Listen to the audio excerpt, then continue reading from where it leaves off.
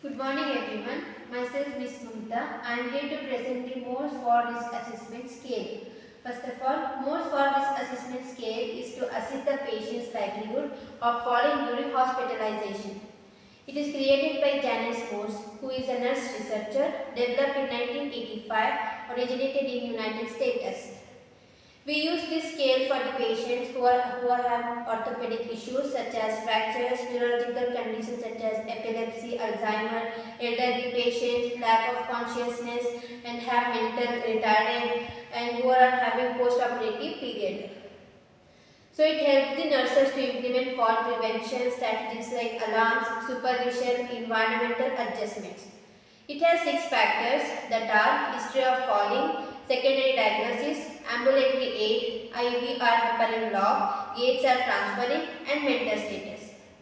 So in this we have scoring options such as for history of falling, if the patient say no, we can give 0 scoring. If the patient say yes, we can give 25 score. Then secondary diagnosis, if the patient is having any non-case, if they said no, we can give 0. If the patient said they have any non-case, we can give 15.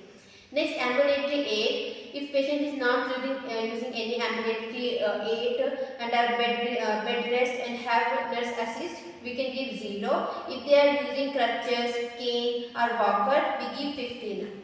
For furniture, 30. Then next, IVR heparin log. If they are at no IVR heparin log, we can give 0. If yes, we can give 20. Then next, gait are transferring. If the patient is having normal gait and are bed rest and using wheelchair, we can give 0. If the patient is weak gait, we can give 10. Who are impaired gait, we can give 20. Next, mental status. If they are oriented to own ability, we can give 0. If they are overestimate and forget the limitation, we can give 15. So here we have a scenario, that is Mrs. Lakshmi is admitted to a medical ward following a mild stroke.